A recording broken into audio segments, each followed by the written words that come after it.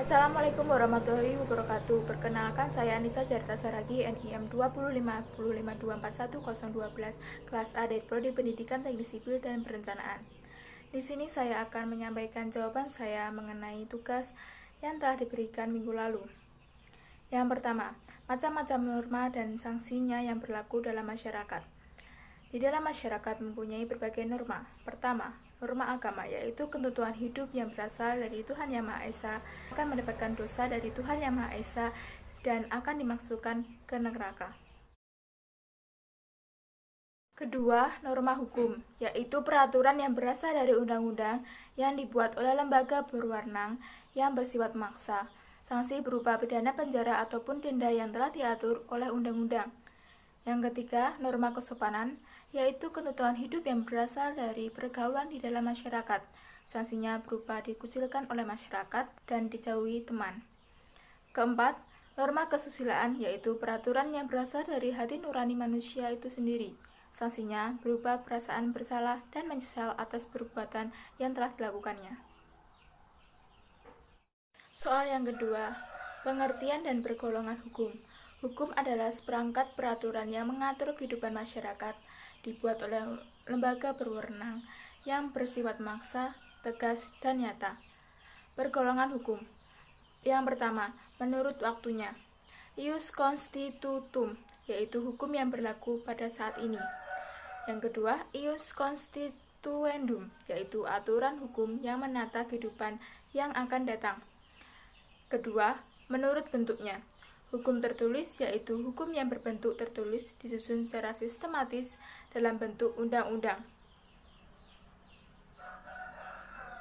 Hukum tidak tertulis, yaitu hukum yang berasal dari kebiasaan masyarakat atau disebut dengan hukum adat. Yang ketiga, menurut luas bentuknya. Hukum umum, yaitu hukum yang berlaku pada umumnya.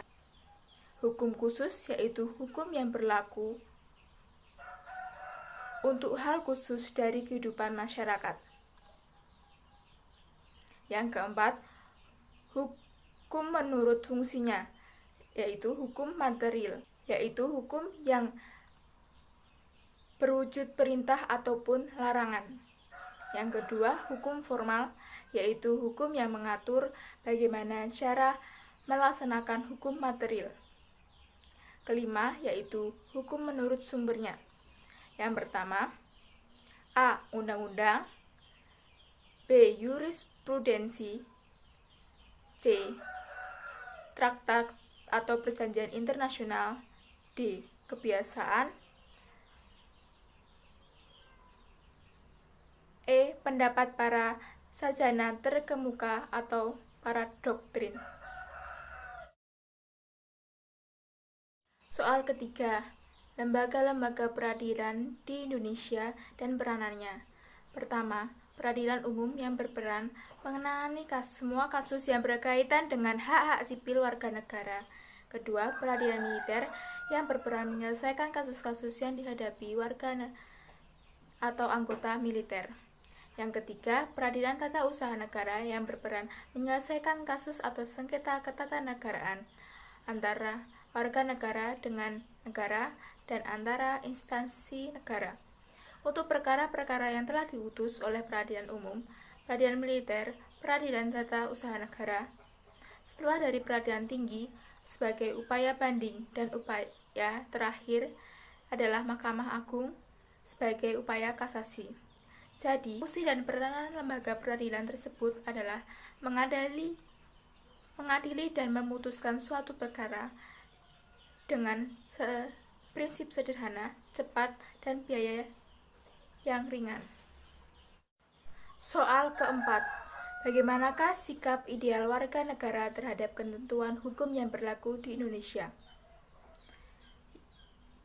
Yaitu seharusnya wajib menaati semua ketentuan undang-undang ataupun hukum negara, sebab bila tidak mentaatinya akan terdapat ketimpangan dan ketidakadilan di dalam masyarakat itu sendiri. Sekian dari saya, kurang lebihnya mohon maaf. Wassalamualaikum warahmatullahi wabarakatuh.